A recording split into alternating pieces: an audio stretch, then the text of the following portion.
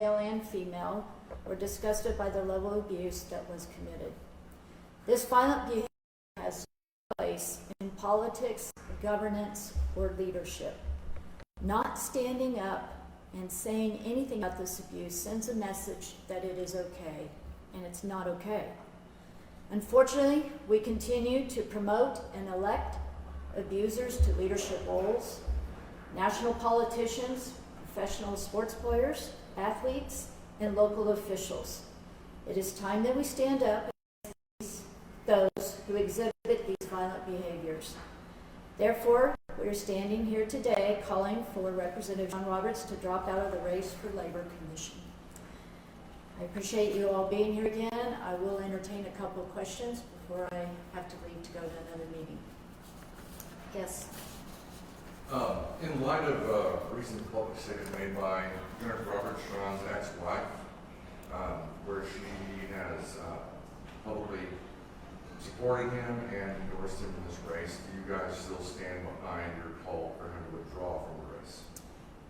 Yes, her support does not negate his behavior. Would you call on Governor Stitt to hold his endorsement? That's up to him and his campaign to do that.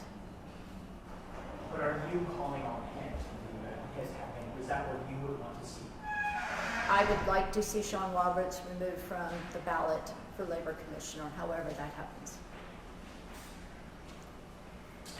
What are your interactions with Representative Roberts and in the legislature? Have you ever been concerned about his behavior up there? Or has he ever treated you personally with disrespect, anything of that nature? I'm just kind of curious, as women who've served with him, had you had an inkling of those things before you read them in the documents? Or what's your experience with it? My personal experience, I don't want to speak on behalf of the other women, there has been some interactions that have not been very favorable with him over the 6 years that I have served there. As far as knowing about this type of abusive behavior, no, it wasn't that, it was more bullying type atmosphere in our interactions. You just mentioned sort of like a broader culture of allowing, past domestic issues or abusive personalities in political leadership. Talk a little bit about that and what you hope your message speaks to that. Yes, thank you for that question.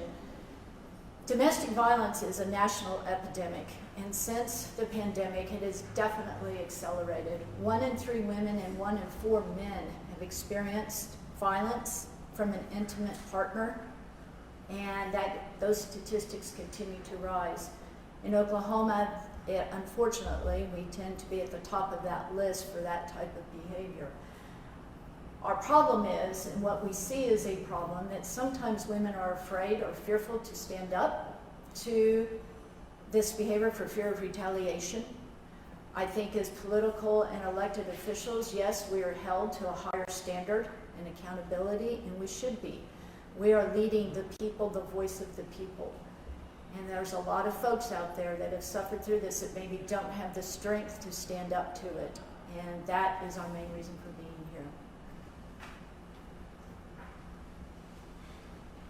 Yes, sir? In light of that statement that you just made, back in 2018, 2019, there were some allegations made against a sitting House member for sexual harassment and other inappropriate behaviors. Did you guys make any statements then to call for his resignation or to not seek re-election?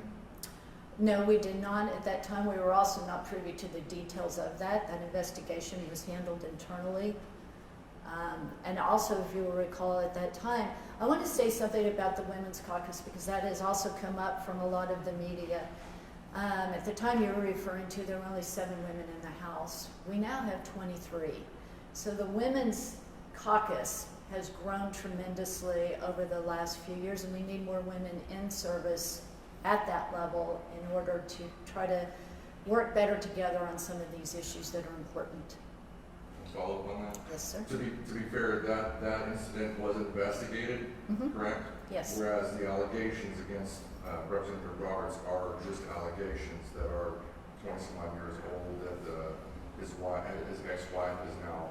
cannot support them all.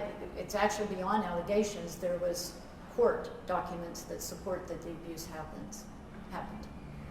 Representative Townley, just want to see if you could kind of articulate your feelings and your thoughts being here. There's only two of you up there, so I thought I'd ask you to talk as well. Well, I did not want to leave her alone today, so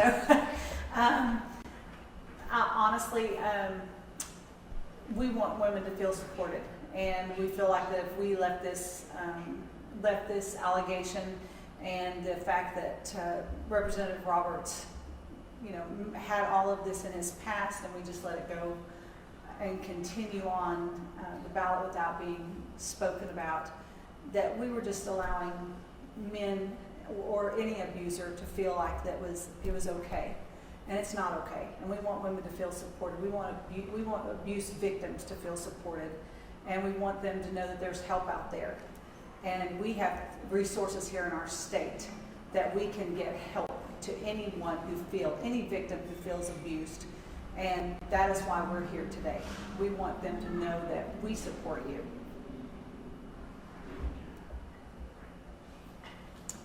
All right.